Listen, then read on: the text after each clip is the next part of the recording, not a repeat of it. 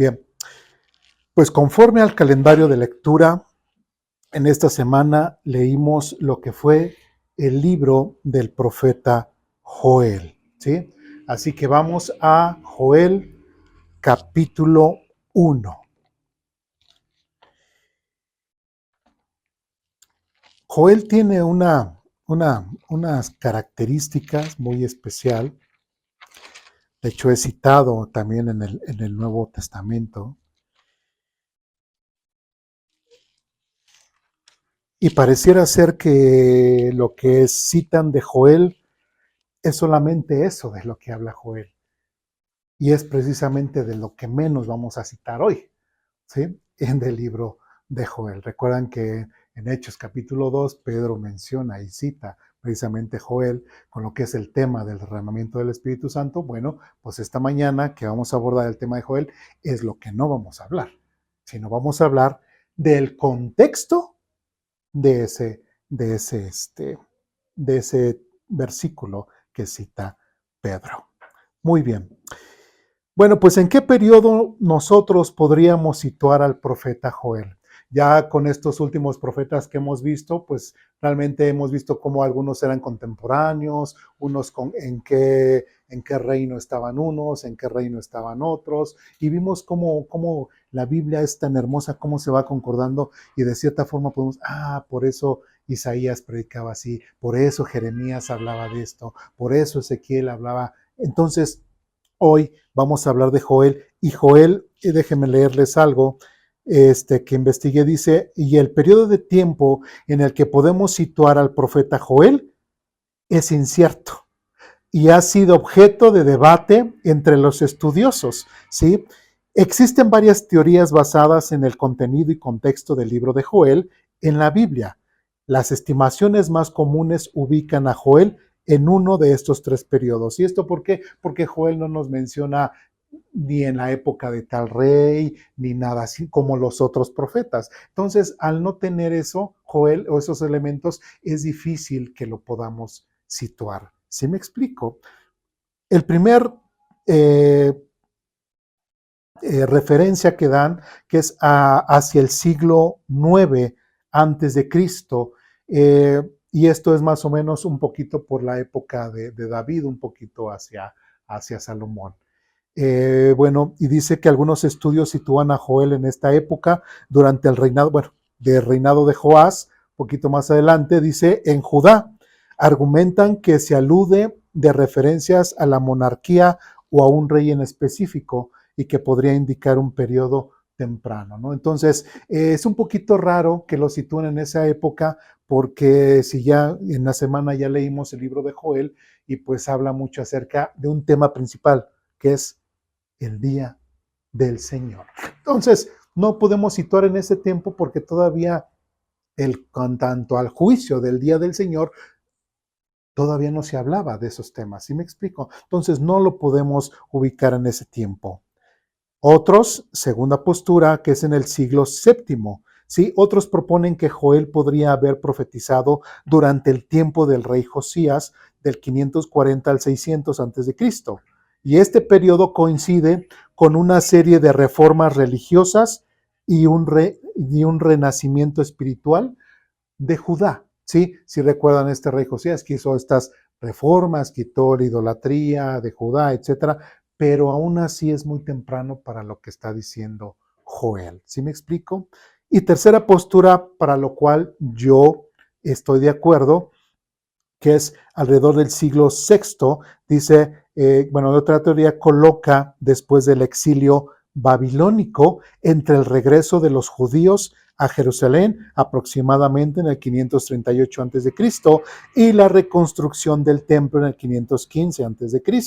La ausencia de menciones directas a un rey y la referencia a los sacerdotes como líderes puede sugerir este periodo post-exílico. Y si ustedes recuerdan lo que hemos venido viendo desde Isaías, Jeremías, lo que es Ezequiel, Daniel, todo eso que ha sido post-exílico, ya se acabó lo que es los reyes en el tiempo de Israel. Se llevaron al reino del norte, que era Israel, se acabó la monarquía, llega Nabucodonosor, se lleva al pueblo de Judá a Babilonia, se acaban los reyes, entonces ahí es cuando lo podríamos ubicar. Sí, y de hecho cuando regresa Zorobabel, Zorobabel precisamente es de línea directa de este rey Josías que hizo esta reforma. Y Zorobabel no regresa como rey,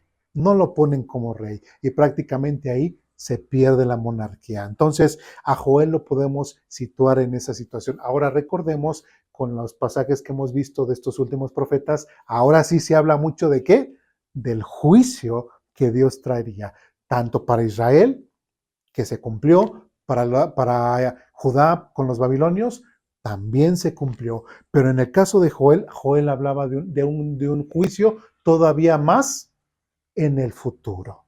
¿Sí? Y es precisamente lo que vamos a abarcar. Cada una de estas teorías tiene sus argumentos basados en el análisis de textos y referencias internas del libro de Joel. Sin embargo, no hay un consenso definitivo sobre la fecha exacta, lo que hace que el contexto histórico de Joel siga siendo un tema abierto a interpretación y estudio. Entonces, prácticamente cualquier persona, cualquier teólogo o alguien que se diga, no, es que Joel precisamente fue no tiene bases para afirmarlo. ¿Sí me explico? Pero de que fue un hombre inspirado por Dios y dio un mensaje, de eso sí, no cabe duda. ¿Sí? Dudas, preguntas, comentarios, reclamaciones. Ahora, ¿qué creen? Como es un tema en el cual vamos a hablar de Joel y Joel habla de las cosas futuras, vamos a hablar de las cosas futuras. Entonces, para quienes nos visitan, seguimos la misma temática de escuela dominical. ¿Cuál es la temática? Que si hay alguna duda, pregunta, comentario, reclamación, la podemos expresar. ¿Sí? Entonces, esta vez ese es un tema que a mí en lo personal me fascina, es muy vasto. ¿Sí? El año pasado utilizamos casi fueron 5 domingos o 5 videos que tenemos, ¿no? De hablar de las cosas futuras, pero ¿qué creen? Ninguno habló de Joel. Entonces, y faltarán muchos otros pasajes que hablan de las cosas futuras. Entonces, tenemos años para seguir hablando de las cosas futuras y solamente Joel viene a completar un poco de lo que el año pasado ya vimos. ¿Sí vamos bien? ¿Dudas, preguntas, comentarios, reclamaciones? No. Bien. Pues vamos a Joel capítulo 1, versículos del 1 al 3. ¿Ya estamos ahí? Primeramente, Joel dice, el Señor le dio el siguiente mensaje a Joel, hijo de Petuel. Oigan esto, líderes del pueblo. Escuchen todos los habitantes de la tierra. Es lo que decía, no se habla acerca de un rey, no se habla de alguna referencia, simplemente habla de los líderes de Israel. ¿Y cuándo es cuando podemos ver como que estos líderes en sí? En el periodo posexílico, cuando ya regresaron. ¿Sí? No había gobernantes, no había reyes, sino había líderes junto con los sacerdotes. Por eso yo voy más de acuerdo a esa idea de que pudo haber sido después del exilio de Babilonia. Dice, en toda su historia, ¿había sucedido antes algo semejante? Cuéntenlo a sus hijos en los años venideros y que sus hijos lo relaten a sus hijos. Transmitan esta historia de generación en generación. Y esto es algo importante, ¿sí? ¿Es importante el libro de Joel a mí como cristiano o para el pueblo de Judá? ¿Será importante? Sí, porque de hecho el mismo profeta está diciendo que se tendría que transmitir esta historia. Y esta historia solamente, el libro de Joel son 3 capítulos, ¿no? Casi en media hora los podemos leer, o como gusten, más tiempo o menos tiempo, pero ahora sí que en una sentada de leída uno podría leer el libro de Joel completo. Entonces dice, transmitan esta historia de generación a generación. Esto es algo que nosotros tenemos que nos llama la atención. ¿Y ahora por qué? Nosotros recordando cómo estaba el pueblo de Israel en ese entonces, cómo estaba el pueblo de Judá en ese entonces, completamente alejados de Dios, completamente sumergidos en su idolatría, Dios aún sigue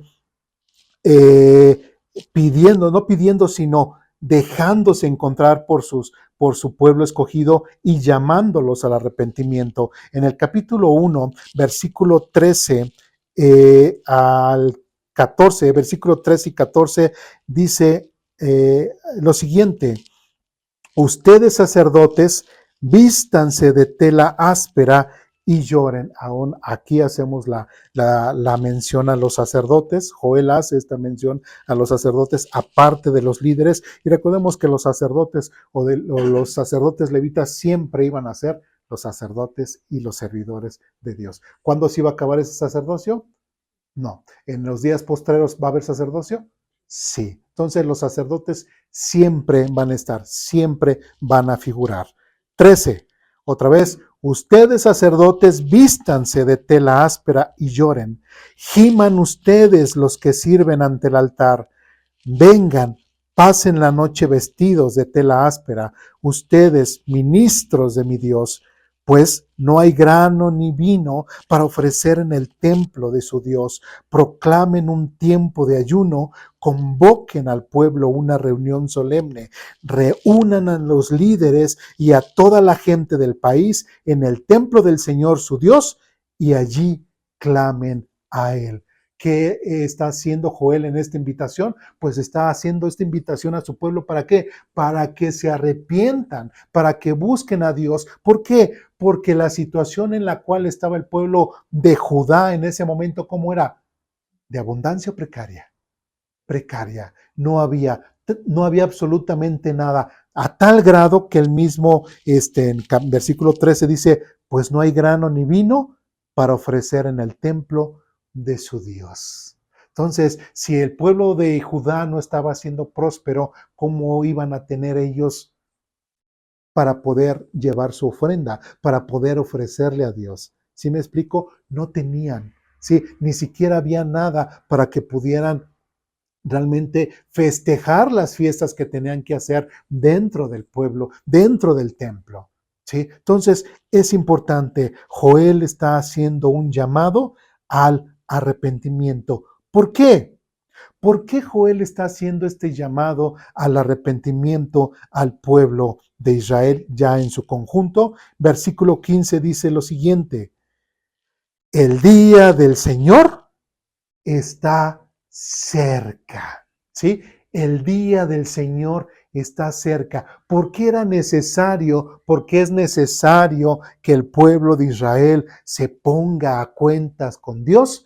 Porque el día del Señor está cerca. Y unos dirán, pues qué bueno, que ya venga el Señor. Qué bueno, ya queremos que venga el Señor. Pero el pueblo de Israel entendía cuál era o qué significaba el día del Señor. Ahí mismo dice, el día del Señor está cerca, y dice, el día cuando la destrucción viene de parte del Todopoderoso. Entonces, ¿era un momento de alegría, de algarabía, de emoción para el pueblo de Israel? No, ¿sí? Por eso es de que Joel, ¿sí?, le estaba invitando al pueblo de Israel a que vinieran y se arrepintieran y que se volvieran a encontrar con Dios. ¿Por qué? Porque el día del Señor estaba cerca. Y el día del Señor tiene el carácter ¿de qué? De destrucción. Y esa destrucción viene de parte del Todopoderoso. Y después dice en exclamación, qué terrible será aquel día. ¿Sí? Entonces, para muchas personas, inclusive cristianos, que dicen, es que ya queremos que venga el Señor. ¿Sí? Es cierto que la venida del Señor son en dos etapas, o habla de dos conceptos diferentes. Uno, viene el Señor por su iglesia para llevársela. Y otro, viene el Señor a establecer su reino, ¿sí? Que más ahorita más lo vamos a ver más a detalle. Viene a establecer su reino y ahí es donde dice que vendrá para destruir y viene y será un día terrible aquel día. Claro, nosotros a lo mejor egoístamente podemos decir, sí, que ya venga, a fin, soy parte de la iglesia, no voy a pasar por la gran tribulación, Dios me va a librar, y todo lo que dice Apocalipsis, simplemente no lo voy a vivir, yo voy a estar en el cielo y no me interesa nada más. Eso no podemos tener esa actitud, ¿me explico? No podemos tener esa actitud egoísta de decir, mientras que yo esté salvado, no me importan los demás.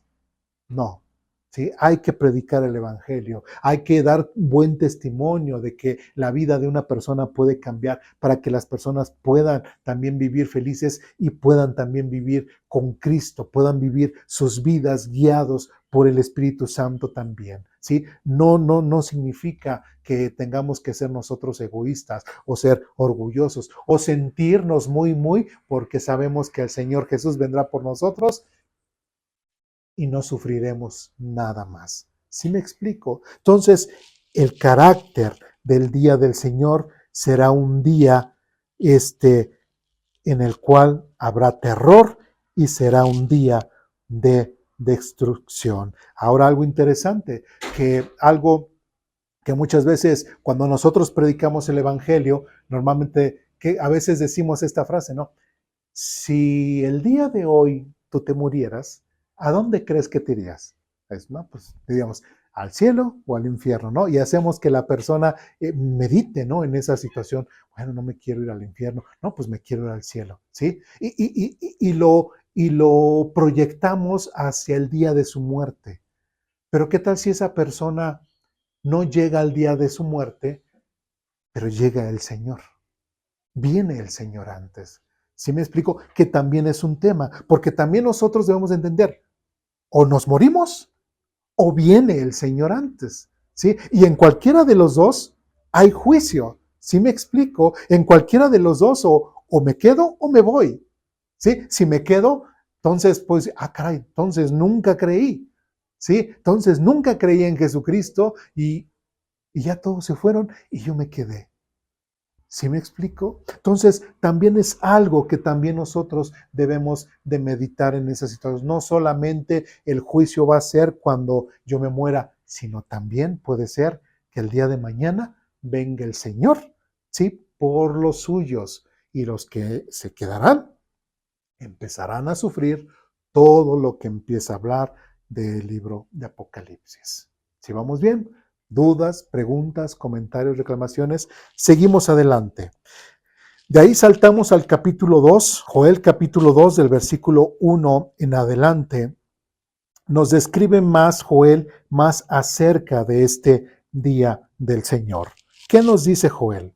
Dice, toquen las trompetas en Jerusalén, den la alarma en mi nombre santo, que todos tiemblen de miedo, dice, porque está cerca el día del Señor. ¿Sí? Otra vez, pregunto, ¿es un día de gozo, es un día de algarabía? No, es un día que será de terror, de destrucción. Y después inclusive dice que todos tiemblen de miedo porque está cerca el día del Señor. ¿Por qué tendrían que tener miedo? Versículo 2, es un día de obscuridad y penumbra, un día de nubes densas y sombras profundas. De repente, como el amanecer se extiende sobre las montañas, aparece ¿qué? Un ejército grande y poderoso. Nunca antes se había visto algo semejante, ni volverá a verse jamás. Versículo 3. Fuego va delante del ejército y llamas detrás. Delante de ellos, ¿quiénes? De ese ejército, la tierra se extiende tan hermosa como el jardín del Edén. Y esto es algo figurativo. Está diciendo, vendrá este ejército y tendrá como que lo más bello, aunque sea lo más bello, lo más hermoso de la tierra, dice más adelante, dice otra vez, delante de ellos la tierra se extiende tan hermosa como el jardín del Edén, y dice, y detrás solo queda desolación y nada escapa. Prácticamente ahí nos está describiendo que cuando venga este ejército, ¿sí? En contra de la tierra, ¿vendrá qué? Para destruir. ¿Para bendecir en ese momento? Para destruir. Versículo 4. Parecen caballos, van a la carga como caballos de guerra. Mírenlos saltar a lo largo de las cumbres, escuchen el estruendo que producen como el retumbar de carros de guerra, como el rugir del fuego que arrasa los campos de hierba seca y el despliegue de un poderoso ejército en batalla. Versículo 6. El miedo se apodera de la gente, cada rostro palidece de terror. ¿Por qué? Porque estará viendo a este ejército que viene y que está destruyendo a la tierra. ¿Sí? Aunque sea muy bella, pero vendrá este ejército y destruirá la tierra. Versículo 7 dice, los agresores marchan como guerreros y escalan los muros de la ciudad como soldados. Marchan hacia adelante sin romper filas. No se empujan unos a otros. Cada uno se mueve en la posición exacta. Atraviesan las líneas de defensa sin perder la formación. Irrumpen en la ciudad y corren a lo largo de sus muros. Se meten en todas las casas como ladrones, trepan por las ventanas. Y dice 10, la tierra tiembla mientras avanzan y los cielos se estremecen. Pregunto otra vez, ¿será un día de algarabía, un día de gozo? No, este ejército está destruyendo. Y después dice, el sol y la luna se obscurecen y las estrellas dejan de brillar. Y versículo 11, uno dirá, bueno, ¿y este ejército qué onda? ¿Quién es este ejército? ¿Es de los malos? ¿Es de los buenos? ¿Es amigo? ¿Es enemigo? En el versículo 11 dice, el Señor va a la cabeza de la columna. Entonces, ¿qué nos está diciendo? Que en el día del Señor es un día de juicio, es un día en el cual vendrá el Señor y hará un juicio en contra de la tierra. La destruirá completamente y hará un juicio en contra de todas las naciones. ¿Me explico? Entonces, que deseemos que ya venga el Señor, tenemos que tener mucho cuidado. ¿Sí me explico? Tenemos que tener mucho cuidado. Es cierto, tenemos que orar por la paz de Israel. Sí. Tenemos que orar para que ellos vengan al arrepentimiento. Sí. Sí. Tenemos que orar por los que no conocen de Dios. También. Sí. Tenemos que ser instrumentos para compartir el Evangelio. Sí. Porque no va a ser un día fácil. No va a ser un día de amor, no va a ser un día de que Dios bendiga, no, va a ser un día de juicio. Versículo 11 dice, el Señor va a la cabeza de la columna, con un grito los guía. Este es su ejército poderoso y ellos siguen sus órdenes. El día del Señor es algo imponente y pavoroso. Y concluye con esta pregunta, ¿quién lo podrá sobrevivir? Prácticamente el que es malo y al cual Dios va a enjuiciar, nadie se podrá escapar del juicio de Dios. Por más que se escondan, que es inclusive que decían, inclusive entraban hasta por las casas, se metían por las ventanas y destruían. ¿Quién se va a salvar de este juicio? ¿Quién se va a salvar de este ejército? Absolutamente nadie.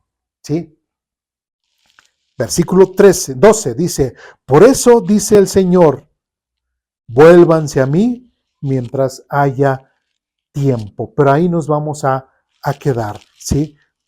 Vamos ahora a Mateo capítulo 24.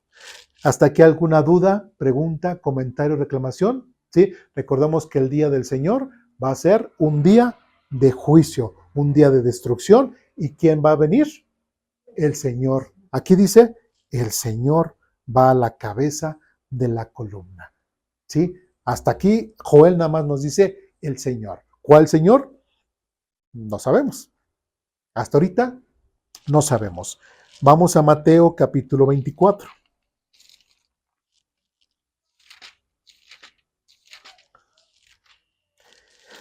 En Mateo capítulo 24, recordemos que en su contexto ya vimos, el año pasado ya vimos parte de Mateo capítulo 24, no lo vamos a ver hoy, pero recordemos que Mateo capítulo 24 es toda la respuesta o toda la explicación del Señor Jesucristo a 3 preguntas que le hacen sus discípulos. Si recordemos, la primera es, ¿Cuándo sucederá todo esto? Esto de cuándo sucederá todo esto es porque versículos anteriores Jesús les dice, ¿ven ese templo? Dice, no quedará piedra sobre piedra. Entonces, por eso sus discípulos se acercan y dicen, ¿cuándo sucederá esto? Segunda pregunta, ¿qué señal qué señal marcará tu regreso? ¿Sí? Entonces, los discípulos de Jesucristo ya tenían un concepto en cuanto a que el Mesías, el Señor, iba a retornar. ¿Sí me explico? Entonces, de cierta forma, los discípulos ya tenían en mente a quién, al profeta que estamos viendo, profeta Joel. ¿Sí? Y sabían que este Señor va a regresar. Entonces, ¿qué nos está diciendo? Que los discípulos ya estaban considerando a Jesús como ese Señor, como el Mesías. Por eso es de que le dicen, ¿qué señal marcará tu regreso?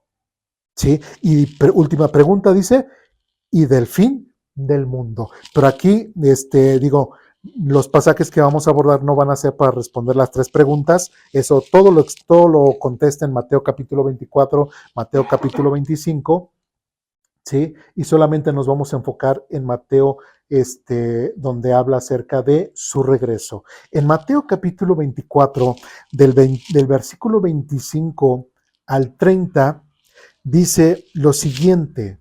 Mateo capítulo 24, del versículo 25 al 30, dice, miren que les he advertido esto de antemano. ¿Quién está hablando? Jesucristo. ¿A quién le está hablando? A sus discípulos. Ok. Miren que les he advertido esto de antemano. Por lo tanto, si alguien les dice, miren, el Mesías está en el desierto, ni se molesten en ir a buscarlo. O bien, si les dicen, miren, se esconde aquí, no lo crean. Pues así como el relámpago destella en el oriente y brilla en el occidente, así será cuando venga el Hijo del Hombre. Así como los buitres cuando se juntan indican que hay un cadáver cerca de la misma manera, esas señales revelarán que el fin está cerca. Y versículo 29 dice, inmediatamente después de la angustia de esos días, dice, el sol se oscurecerá, la luna no dará su luz, las estrellas caerán del cielo y los poderes de los cielos serán sacudidos. ¿Qué texto está citando Jesús? Joel. ¿Sí? Entonces el mismo Jesús hace referencia a Joel y se está haciendo referencia a que Él es el líder de ese ejército del cual habla Joel. ¿Sí me explico? Le están preguntando, ¿y qué señal habrá de tu venida? Pues aquí el Señor Jesucristo está citando a Joel y está diciendo, ese que va a venir con ese ejército a destruir y a destruirlo todo, ese soy yo. Pero algo dice, les quiero advertir, ¿sí? Que si les dicen, aquí está el Mesías, o aquí está acá, o está allá, como a lo largo de la historia ha pasado, ¿sí? Que se han levantado falsos Mesías, falsos Cristos, la gente que hace, va y lo sigue. No entiendo por qué no leen la Biblia, no leen los evangelios, no leen Mateo capítulo 24, y hay mucha gente que no solamente hasta siguen supuestos Jesuses, ¿no? Sino inclusive hasta Jesusas mujeres, ¿no? O sea, es tremenda la idolatría o el engaño en el cual el hombre cae, pero siguen eso. Y es precisamente por eso el Señor Jesucristo dice, otra vez, versículo 25, miren que les he advertido esto de antemano. Entonces, prácticamente, ¿cómo nos vamos a enterar? ¿O cómo las personas se van a enterar de que ya viene Cristo?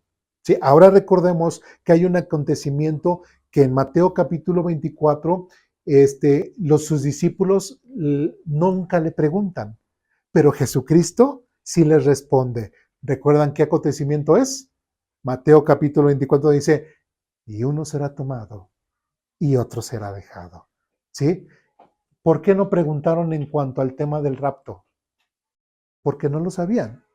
¿Sí? Entonces, cuando los discípulos le preguntan a Jesús referente a esas tres preguntas, Claro, son los discípulos de Jesús, pero también eran judíos y también le estaban preguntando a Jesús como judíos, en su teología judía, en su contexto judío. ¿Sí me explico? Entonces ellos estaban más preocupados por el tiempo del juicio de Dios que el que fueran rescatados, porque todavía no era un tema. Recordemos que el tema de la iglesia en el Antiguo Testamento estaba ¿qué? Escondido, no estaba mencionado, sino hasta el Nuevo Testamento. Entonces el tema del rapto, por consiguiente, no es un tema del Antiguo Testamento. ¿Sí me expliqué? Por eso los discípulos no le preguntaron en cuanto a ello, pero en Mateo 24 Jesús sí les responde. E inclusive prácticamente les está diciendo que esa será la señal. Vendrá Jesús por su iglesia y en el momento en que Jesús venga por su iglesia, en ese momento empieza el periodo de los 7 años de la tribulación, ¿sí? 3 años y medio, aparente paz, y los siguientes 3 años y medio de la gran tribulación, ¿sí? Entonces, el Señor Jesucristo es muy claro y dice, cuando yo venga no va a ser de que te digan y ahí yo estoy, no, sino cuando realmente yo venga, ¿cómo va a ser? Va a retumbar, la gente lo va a notar. ¿Sí? La gente sí se va a dar cuenta de mi venida. La gente no va a necesitar que le digan, ahí está el Mesías, mira, ahí está el Cristo. No, porque me van a estar viendo cuando yo venga en mi poder. ¿Sí me explico? Por eso es de que dice, versículo 29 nuevamente, inmediatamente después de la angustia de esos días. Y ahora, versículo 29 dice, inmediatamente después de la angustia de esos días. ¿Qué angustia? ¿A qué angustia se estaría refiriendo? Precisamente el Señor Jesucristo va a venir después de este periodo que acabo de mencionar, de la tribulación. Si nosotros leemos con anterioridad, inclusive en el versículo 15, ¿qué es lo que dice? Llegará el día cuando verán de lo que ha hablado de lo que habló el profeta Daniel, el objeto sacrílego que causa profanación de pie en el lugar santo. Lector, presta atención. Entonces los que están en Judea huyan a las colinas, la persona que esté en la azotea no baje, etcétera, etcétera. Empieza esta tribulación cuando hace supuestamente este sacrificio que lo hace a la mitad de los 3 años. Recordemos que el anticristo va a tener que hacer otra vez el templo, ¿sí? Se tiene que hacer otra vez el templo en Jerusalén para que él pueda hacer precisamente este sacrificio sacrílego, ¿sí? Blasfemar el nombre de Dios. Y que cuando vean, como dice aquí Jesucristo, cuando vean eso, que esta persona entra y comete este acto sacrílego, huye pueblo de Israel, porque esta persona va en contra de tuya. Entonces es por eso que en el versículo 29, el mismo Señor Jesucristo dice, inmediatamente después de la angustia de esos días, al terminar la tribulación, si vamos bien o ya los perdí, ¿sí? Al terminar la tribulación, el sol se oscurecerá, la luna dará luz, etcétera, etcétera, etcétera. Y versículo 30 dice, y entonces por fin aparecerá en los cielos la señal que el Hijo del Hombre viene, y habrá un profundo lamento entre todos los pueblos de la tierra, no nada más en Israel, sino de todos los pueblos de la tierra. Y dice, y verán al Hijo del Hombre venir en las nubes del cielo con poder y gran gloria.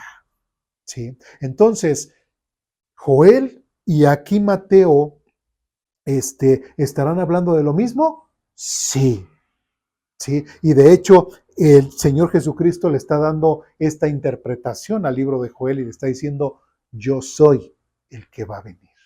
Sí, yo soy, sí. Gracias porque los discípulos hicieron esas preguntas y a nosotros nos ayuda para ubicarnos y saber un poco más acerca de las cosas futuras y cómo se enlaza con lo que hemos visto en Joel. Si vamos bien, ¿dudas, preguntas, comentarios, reclamaciones hasta aquí? ¿No? Bien. Sigamos adelante. En Apocalipsis capítulo 16,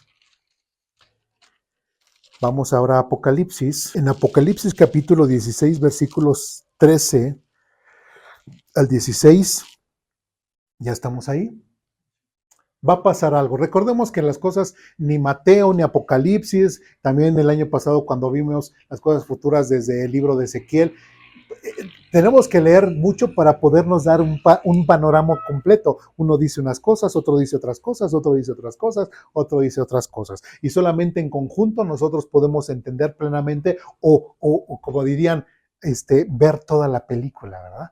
Ver toda la película, ver todo el escenario, porque un solo capítulo, un solo texto, un solo pasaje no es suficiente para hacernos entender o ver lo que acontecerá. Bien, en Apocalipsis capítulo 16, versículo 13 al 16 dice lo siguiente: y vi que de la boca del dragón, de la boca de la bestia y de la boca del falso profeta, refiriéndonos a esta trinidad satánica, ¿sí?, saltaban 3 espíritus malignos que parecían ranas.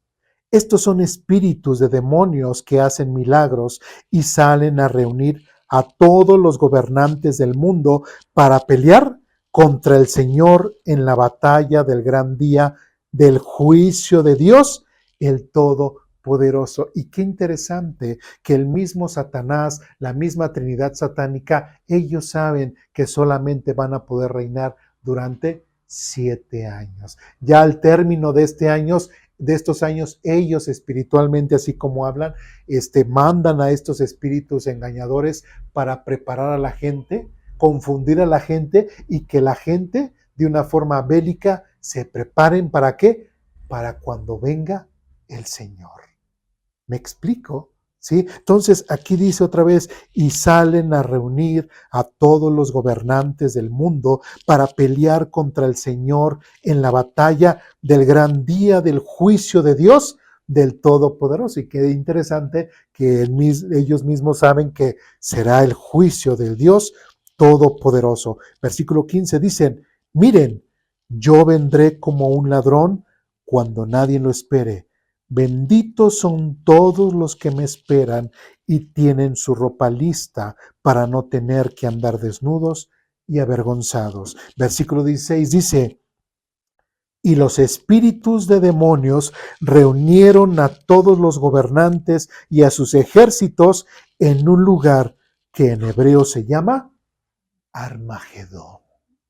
¿Sí? Entonces, esta gran batalla, porque inclusive en Hollywood y en muchos lados dicen, ay, la batalla de Armagedón y todo, dicen casi, se va a acabar el mundo, ¿no? Y espantan a la gente, la batalla de Armagedón. Y nosotros sabemos, con base al texto bíblico, ¿se va a acabar el mundo? No.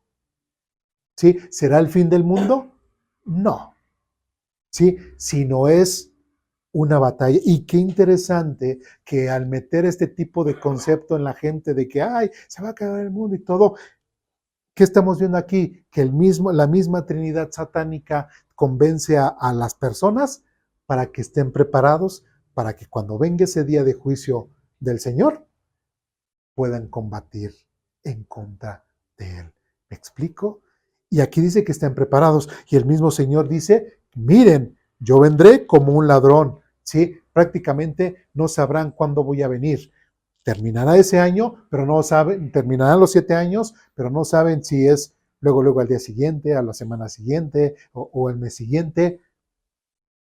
Pero toda esta gente estará lista y preparada para combatir en contra del Mesías. Versículo 16 dice, y los espíritus de demonios reunieron a todos los gobernantes y a sus ejércitos en un lugar en hebreo que se llama Armagedón. De ahí nos saltamos a Apocalipsis capítulo 19, versículo 11. En Apocalipsis capítulo 19, versículo 11 en adelante, dice lo siguiente. Entonces vi el cielo abierto y había allí un caballo blanco. Su jinete se llamaba Fiel y Verdadero porque juzga con rectitud y hace una guerra justa. ¿Sí? Aquí ya estamos hablando ya cuando el Señor ya viene ¿sí? En ese ejército, ¿sí? Ahora, hay algunos que, igual el año pasado hablábamos de eso, ay, entonces yo voy a venir con el Señor en el caballito y no, ya por las características que nos da Joel, ya por las características que estamos viendo en Mateo, no, ni la iglesia ni nadie va a venir, será pues, seres celestiales, parte del ejército del Señor, quien vendrán y tendrán esa batalla. Nosotros no. Nosotros somos hechos para ser ¿qué? Protegidos, salvados, ¿sí? Y los ángeles, arcángeles y todo, esos son diseñados para otra cosa. Y en parte es para combatir, ¿sí? Para ser soldados. Por eso no podemos decir, yo voy a venir un caballito blanco, yo voy a estar junto al Señor ahí juntos, Señor, chócale, y vamos a la batalla. No, eso no va a ocurrir. Eso no va a suceder. ¿Sí? Dice otra vez, versículo 19:11, ¿verdad? Dice, entonces vi el cielo abierto y había allí un caballo blanco. Su jinete se llamaba Fiel y Verdadero, porque juzga con rectitud y hace una guerra justa. Sus ojos eran como llamas de fuego y llevaba muchas coronas en la cabeza. Tenía escrito un nombre que nadie entendía excepto él mismo. Llevaba puesta una túnica bañada de sangre y su título era La Palabra de Dios. Los ejércitos del cielo, vestidos de lino blanco y puro de la más alta calidad, lo seguían. ¿Quiénes son los ejércitos del cielo? La iglesia es la iglesia y los ejércitos del cielo son los ejércitos del cielo. Otra vez, no somos nosotros los que venimos en caballitos blancos. Dice, versículo 15, de su boca salía una espada afilada para derribar a las naciones. Él las gobernará con vara de hierro. Cuando dice Él las gobernará, entonces, ¿qué acontecimiento nos está diciendo? Cuando venga el Señor y venga a establecer su reino. ¿Sí? Hará este juicio en contra de las naciones, hará este juicio en contra de Satanás, falso profeta y del anticristo. Y el Señor mismo dice, con su boca salía una espada afilada para derribar a las naciones. Qué interesante que en Joel dice que de frente pues estaba la tierra como si fuera el Edén, pero para atrás ya había pura destrucción.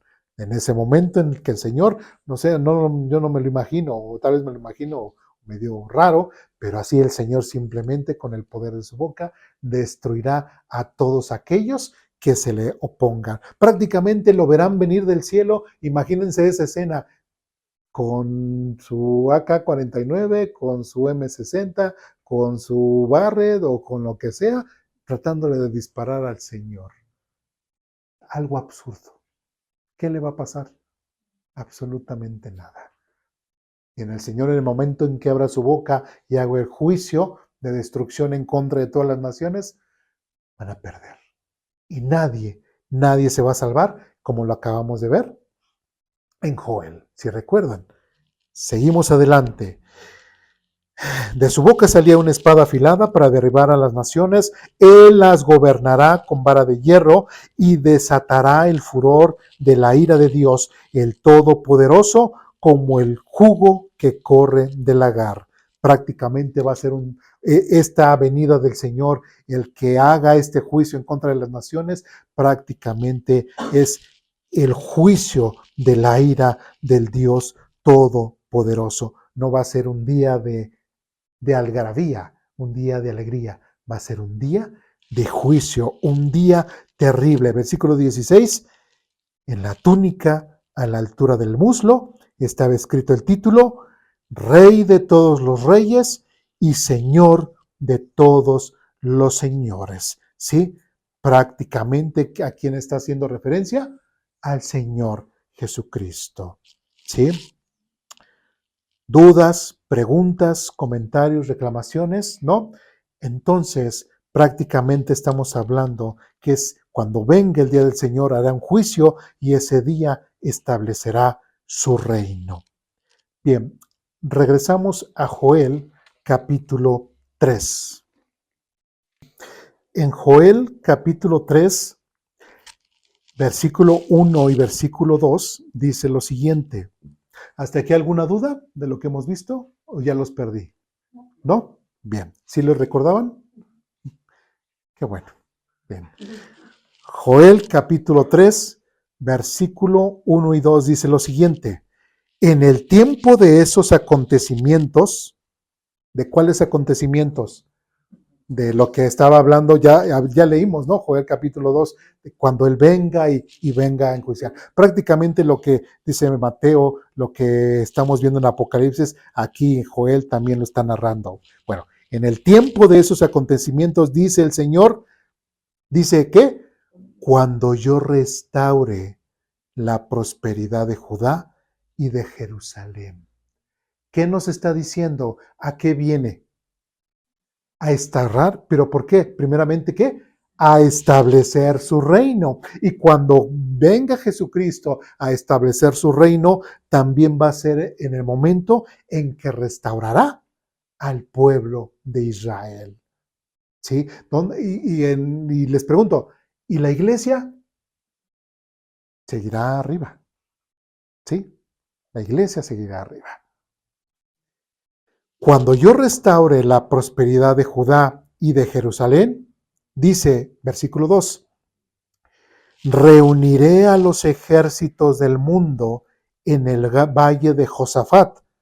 Allí los juzgaré por hacerle daño a mi pueblo, mi posesión más preciada, por dispersar a mi pueblo entre las naciones y por dividir mi tierra. Si recuerdan lo que leímos en Mateo capítulo 24, cuando Jesús les dice, cuando veáis aquel objeto de blasfemia hacer eso, huyan, corre. ¿Qué es lo que tenía que hacer el pueblo de Israel?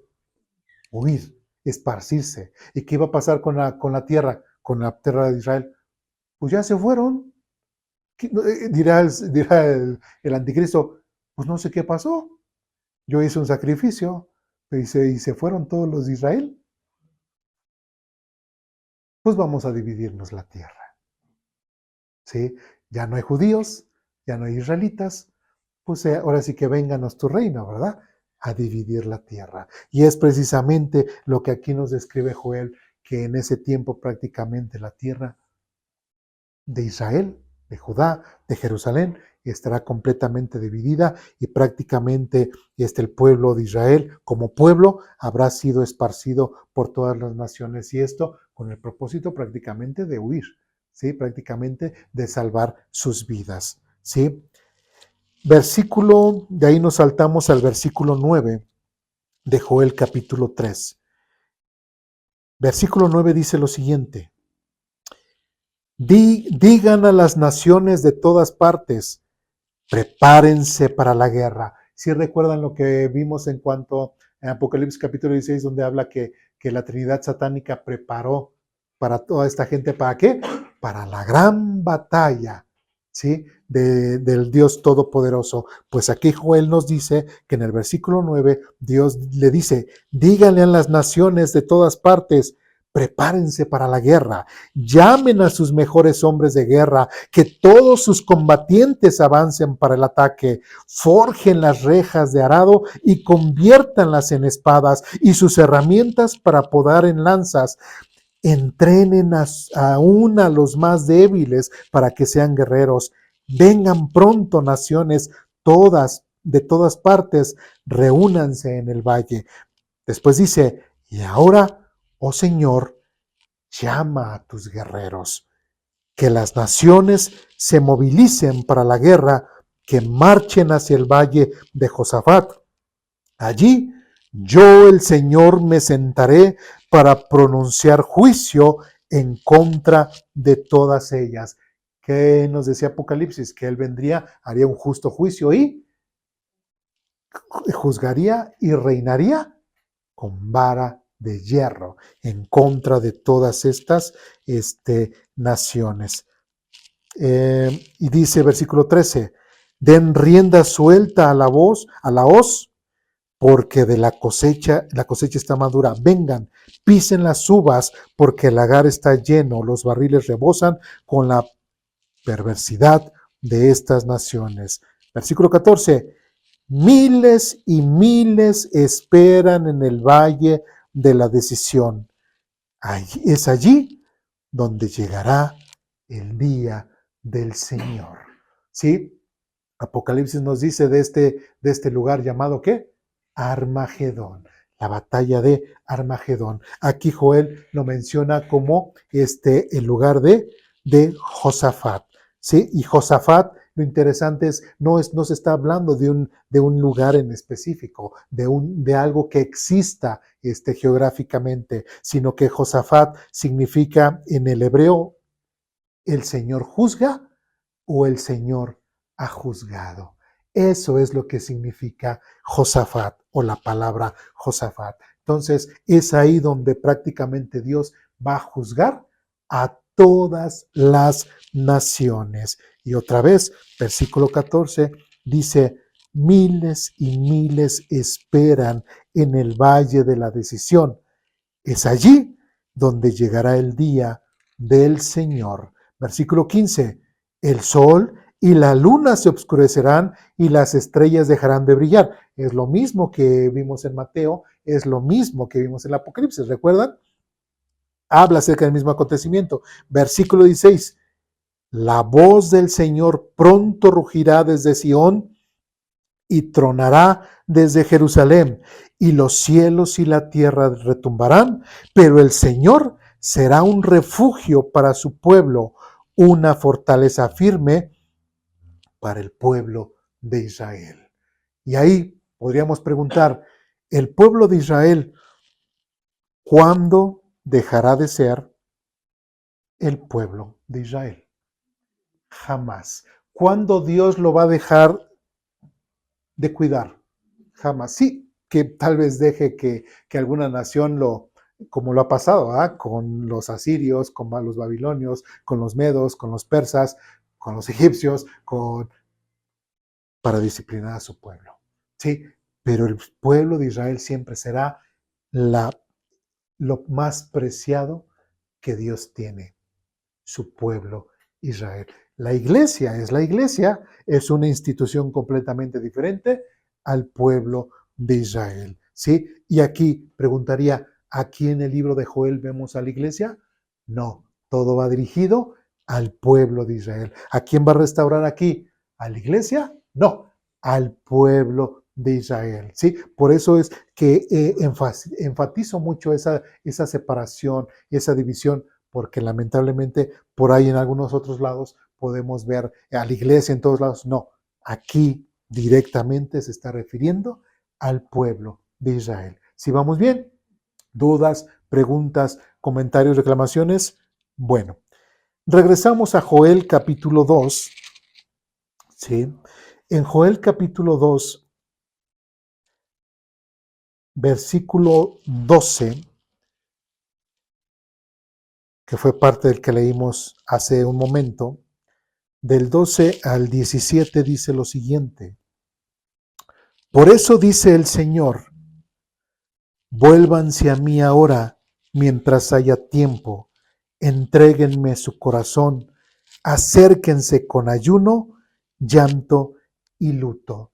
Ya después de que nosotros hemos visto lo que nos dice Joel, lo que nos dice Mateo, lo que nos dice Apocalipsis en cuanto al tema del día del Señor, ¿qué es lo que podríamos esperar? ¿O qué es lo que hace Dios aún? Antes de que llegue ese momento, Dios hace la invitación de ¿qué? De arrepentimiento. ¿Eso no es amor? ¿Eso no es paciencia? ¿Sí? ¿Eso no es bondad de lo que estamos viendo, bueno, en la escuela dominical? ¿Eso no es realmente ver por su pueblo? ¿Sí? Imagínense, si Dios ha hecho eso y nosotros lo vemos con Israel como ejemplo, ¿qué tanto no hace Dios por nosotros como iglesia? ¿Sí? ¿Por qué dejamos de confiar muchas veces en Dios? Mismo Israel, cuánto ha dejado de confiar en Dios y Dios lo ha disciplinado y aún así en la misma disciplina Dios le muestra su amor al pueblo de Israel. ¿sí? Y aún así, prácticamente advirtiéndoles de la venida del Señor, prácticamente anunciándoles que ya está pronto a que venga ese juicio. Y ahora qué interesante, a nosotros se nos dice, ay, tú cristianito, que a ti te dicen que, que pronto iba a venir el Señor Jesús. ¿Y cuánto tiempo ha pasado? 2000 y no ha, 2000 años, alrededor de 2000 años, y no ha venido. Pues imagínense al pueblo de Israel. ¿Se le prometió qué? El día del Señor. ¿Y cuánto lleva esperando? Más, por lo menos 500 años más. ¿Sí? Y como dice Pedro, ¿y el Señor retarda su promesa? No, sino que espera que todos vengan al arrepentimiento, porque no quiere que la gente se pierda, no quiere que el que se pierde, que se está perdiendo, se pierda, sino que todos puedan venir al arrepentimiento. Y nuevamente dice, versículo 13, no se desgarren la ropa en su dolor, sino desgarren sus corazones. Regresen al Señor su Dios, porque Él es misericordioso y compasivo, lento para enojarse y lleno de amor inagotable. Está deseoso, fíjense, está deseoso de desistir y no de castigar. ¿Sí? Dios les está advirtiendo a través de Joel, arrepiéntanse, les está advirtiendo acerca del día terrible del Señor. ¿Sí? ¿Qué era lo que pasó con Nínive cuando Dios mandó a Jonás para anunciarles que iban a ser destruidos? El pueblo de Nínive se arrepintió. ¿Y Dios los castigó aún así? No.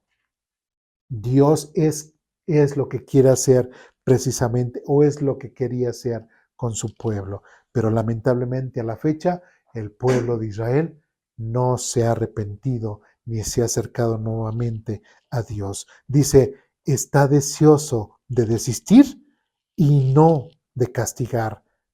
14. Dice, ¿quién sabe? Quizás les suspende el castigo y les envíe una bendición en vez de esta maldición. Quizás puedan ofrendar grano y vino al Señor su Dios como lo hacían antes. ¿Sí? ¿Por qué dice como lo hacían antes?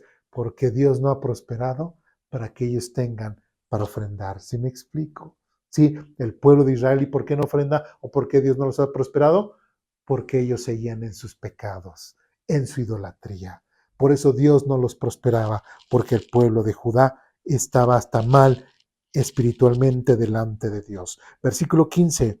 Toquen el cuerno de carnero en Jerusalén, proclamen un tiempo de ayuno, convoquen al pueblo a una reunión solemne, reúnan a toda la gente, ancianos, niños y aún los bebés, llamen al novio de la habitación y a la novia de su cuarto de espera, que los sacerdotes, quienes sirven en la presencia del Señor, se levanten y lloren entre la entrada del templo y el altar, que oren, perdona a tu pueblo, Señor. No permitas que tu preciada posesión se convierta en objeto de burla. No dejes que lleguen a ser la burla de los extranjeros incrédulos que dicen, los has abandonado, los ha abandonado el Dios de Israel. ¿Sí? Prácticamente Joel está diciendo, Señor, por favor, perdona a tu pueblo.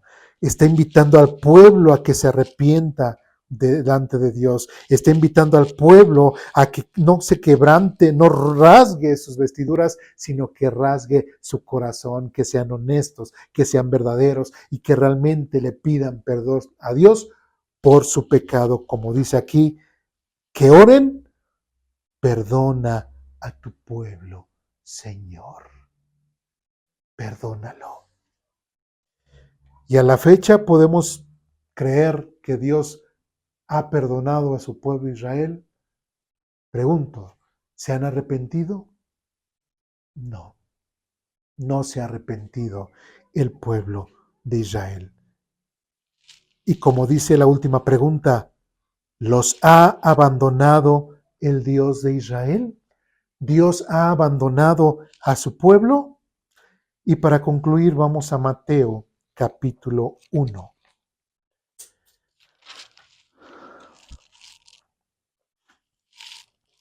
En Mateo capítulo 1, ya estamos ahí, versículos 20 y 23, dice lo siguiente. Mateo capítulo 1 del versículo 20 al 23 dice, mientras consideraba esta posibilidad, un ángel del Señor se le apareció en un sueño. José, hijo de David, le dijo el ángel, no tengas miedo de recibir a María por esposa, porque el niño que lleva dentro de ella fue concebido por el Espíritu Santo. 21.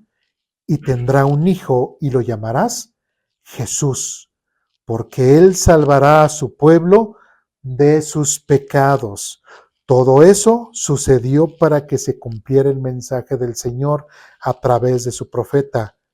Miren, la Virgen concebirá un niño, dará a luz un hijo y lo llamarán Emmanuel, que significa Dios está con nosotros. Entonces, si nosotros preguntaremos, así como Joel dice, ¿realmente Dios se ha olvidado de su pueblo?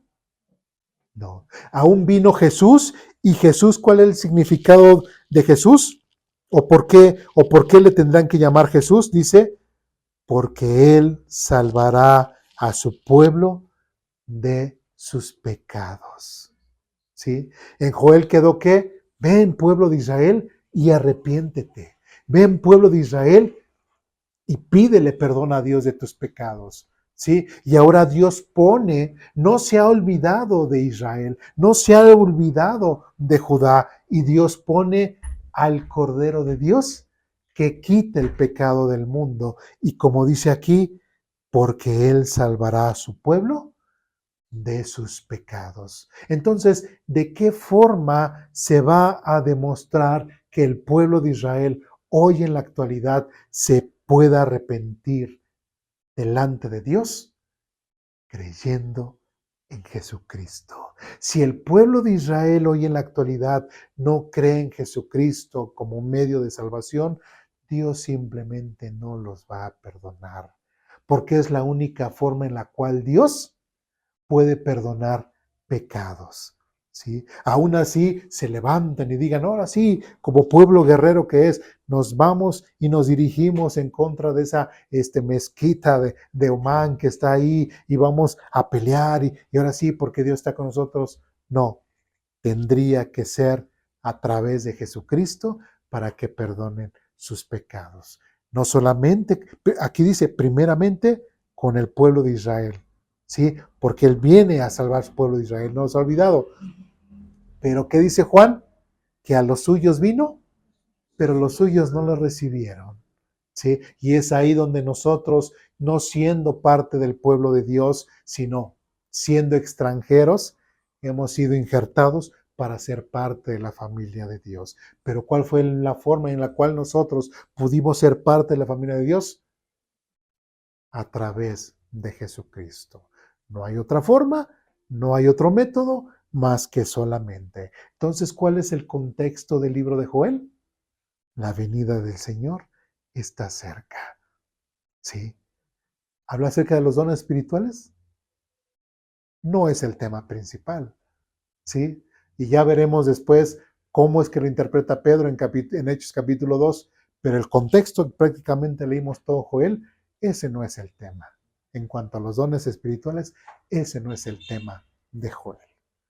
¿Dudas, preguntas, comentarios, reclamaciones? ¿No? Bien, pues vamos a orar para terminar.